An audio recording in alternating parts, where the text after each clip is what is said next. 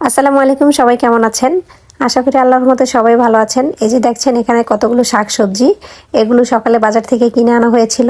তো আজকে সকালে নাস্তা খাওয়ার পরে এখন এই যে রান্নার জন্য আয়োজন শুরু হয়ে গেছে। আজকে দুপুরে কি কি রান্না করব সেগুলো দেখতে হলে আমার ভিডিও সম্পূর্ণ কন্টিনিউ করুন। এই যে আমি সবজিগুলো কেটে নিচ্ছি, এক এক করে যা যা রান্না করব সব সবজিগুলো এখানে এই যে কেটে নিলাম। এখানে অনেকগুলো আইটেমের সবজি কেটে নিয়েছিলাম, আর এখানে পেঁয়াজ, রসুন, তারপরে টমেটো, যা যা দরকার ছিল প্রয়োজনীয় সব জিনিসই রান্না করার জন্য কেটে নিয়েছি। খোসাগুলোকে একটা পলিথিনের মধ্যে ভরে নিলাম। আমি প্রতিদিনই যখন সবজি কাটি তখন সবজির খোসাগুলোকে এরকম পলিথিনের মধ্যে ভরে তারপর ময়লার ঝুড়িতে ফেলে দেই। আর সবসময় আমি এটাই করি, তাহলে ময়লাগুলো ছড়িয়ে ছিটিয়ে আর কি ময়লা ঝুড়িতে লেগে থাকে না। তো এই যে আমি এখন এক এক করে সবগুলো সবজি ধুয়ে তারপরে ফ্রেশ করে নিব। দেখতে পাচ্ছেন এই যে ফুলকপি আর শালগম ধুয়ে নিলাম, এটাকে আমি এখন একটু পানিতে সিদ্ধ করে নিব। তাহলে ফুলকপি আর শালগমের যে একটা ভাবসা একটা গন্ধ থাকে, এই গন্ধটা আসলে তরকারির মধ্যে থাকবে না।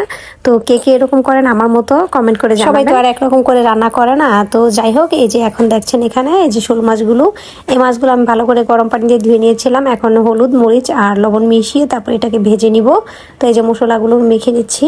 এখন এই যে মশলা মাখানো শেষ, তেল গরম হয়ে গিয়েছে কড়াইয়ের মধ্যে। এখন এই মাছগুলো এক এক করে দিয়ে দিব আর মাছগুলো ভেজে নিব। আসলে আমি যখনই বড় মাছ রান্না করি তখন ভেজেই রান্না করি, তরকারি দিয়ে যখন রান্না করি আমার কাছে ভাজা করে তারপরে তরকারি দিয়ে রান্না করলে এটা ভালো লাগে। অনেকে অনেক সময় এটা পছন্দ করে না, হয়তো মাছটা ভালো করে কষিয়ে তারপরে তরকারির মধ্যে রান্না করে। সবাই তো আর একরকম করে খায় না, আর সবার খাবার তো আর একরকম হতে হবে এরকম কোনো কথাও নেই। তো যাই হোক, এই যে আমার মাছ ভাজা হয়ে গিয়েছে আর আমি কড়াইয়ের মধ্যে এখন এই যে তরকারির জন্য মশলা কষিয়ে নিচ্ছি। টমেটো দিয়ে দিলাম। আমি যখনই টমেটো ব্যবহার করি তরকারিতে তখন মশলা কষানোর সময় কিছু অংশ টমেটো দিয়ে দিই এখানে, কারণ তরকারির কালারটা তাহলে আমার কাছে দেখতে অনেক ভালো লাগে। তো এই যে পেঁয়াজ কলি কেটে নিয়েছিলাম সেগুলো এখন আবার দিয়ে দিলাম।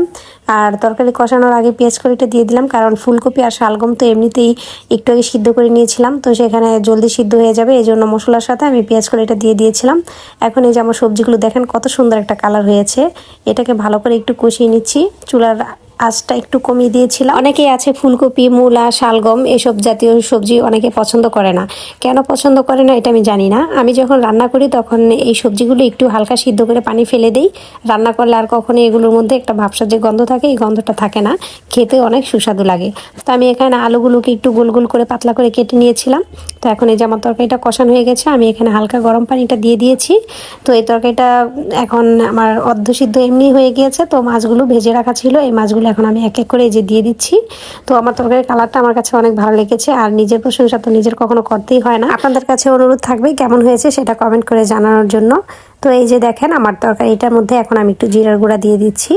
জিরার গুঁড়া দিয়ে এখন আমি ঢাকনা দিয়ে ঢেকে দেবো কিছুক্ষণের জন্য। আর এই যে কিছুক্ষণ পরে আমি দেখাচ্ছি কেমন হয়েছে আমার তরকারিটা। এই যে দেখেন, এখন এই যে নামানোর আগে আমি একটু ধনিয়া পাতা কুচি করে রেখেছিলাম, সেই ধনিয়া পাতাগুলো এখন দিয়ে দিচ্ছি। তরকারি নামানোর কিছুক্ষণ আগে ধনিয়া পাতাটা দিলে আমার কাছে ঘ্রাণ অনেক ভালো লাগে আর তরকারির স্বাদটাও বেড়ে যায়। তো কেমন হলো সবাই জানাবেন, আর সবার কাছে একটা অনুরোধ থাকবে সম্পূর্ণ ভিডিও দেখার পরে গঠনমূলক কমেন্ট করবেন। আমিও ইনশাআল্লাহ সবার প্রোফাইলে যে ভালোবাসা পৌঁছে দেবো। এখানে হিংসা করলে কেউ সফল হতে পারবো না, আর তাই হিংসা ভুলে সবাই সবার পাশে থাকবো। আল্লাহ হাফেজ।